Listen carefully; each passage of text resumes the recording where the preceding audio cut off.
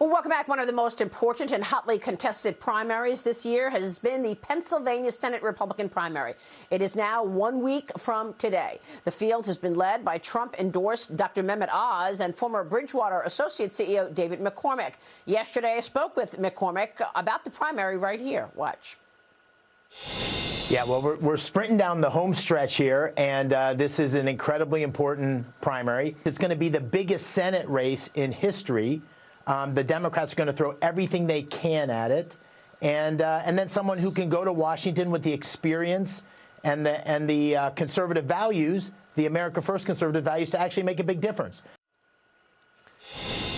My next guest is also running for that seat. She's also running in the Republican nomination. She is seeing a recent surge in popularity as well. Joining us right now is Pennsylvania Senate candidate, Armed Forces Reserves veteran, and the author of Nothing to Lose, Everything to Gain, Being Black and Conservative in America. Kathy Barnette is here. Kathy, it's great to have you this morning. Thanks so much for being here. How's the race feeling these days for you? 1 week away. Oh, it's feeling really good. I am so excited. You know, I mean, my opponents, they have spent well over $60 million in the first 4 months of this year on this race. I've spent less than $2 million over the course of 12 months. And so what we're seeing right now, this huge surge in support, it is truly, I believe, as much a story about the people of Pennsylvania as it is about me. We want better. We want something different, and I'm so very grateful for the support. Do you consider yourself a MAGA candidate, a candidate looking to make America great again? Absolutely. I am all about America first. And I mean, because what's the alternative? What we're experiencing today, America last. How did that feel for anyone?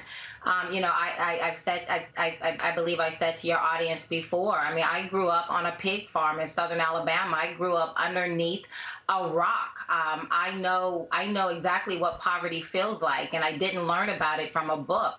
I lived it, and I know exactly what I did to get out of it. And what we're experiencing today with inflation, the cost of food, now apparently babies don't have milk. I mean, it's just devastating, and I cannot imagine my life. I can't imagine me being able to move from my earlier narrative to where I am today under this kind of regime that we're living under. So yeah. I'm all about making America great. I'm all about America first. And I see that you've gotten the endorsements of Burgess Owens, Joni Ernst, and Michael Flynn, but you're number 3 in this race. I suppose you are expecting some of the undecided to go your way. What's most important to Pennsylvanians right now? I mean, look, you've got pro-abortion protesters targeting the home of Justice Samuel Alito last night. They were outside the homes of Brett Kavanaugh and John Roberts over the weekend.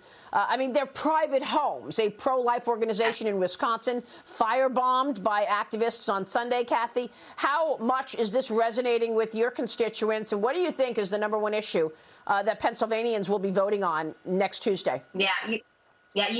What we're seeing right now with the radical left, they are domestic terrorists. They are the threat to our democracy or to our republic. Our nation does not exist when you have one side who gets to make up all the rules and then look to the other side and say, shut up, sit down, be quiet. It just doesn't work that way. And right now, what we're experiencing looks a whole lot like what we experienced during the summer of 2020 with the rioting and the looting and just the downright foolishness and criminality going all over the place. And you saw Democrats fanning the flames. So it's just anathema. I cannot believe that we're allowing this to take place, and with very few of our own people on our side of the aisle pushing back other than coming on shows and talking about it. But just one mild clarification. I'm actually number 2 now in the latest poll that just came out from Trafalgar,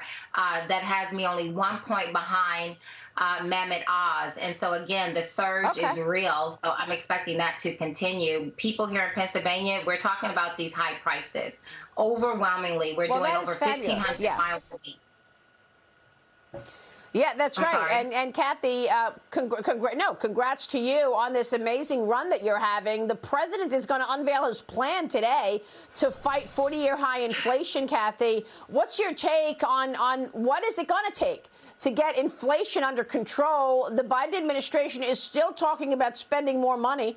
They want to forgive student loan debt. They want to push through parts of Build Back Better, not recognizing at all that part of all of the spending has stoked this inflation. And we've got the CPI number out tomorrow. What are you expecting from Biden today as he plans this major inflation speech at 11:30? You know, more rambling, more, putting his hand out to shake imaginary people. Who knows what Biden is going to do? But we know, I'm sure your listeners are fully aware of Milton Friedman when he said inflation is always and everywhere a monetary phenomenon, meaning it's the Federal Reserve fault, right? And so, but I think it's very interesting that now we're all pivoting, looking to the Federal Reserve to fix what the Federal Reserve has, for the most part, broken.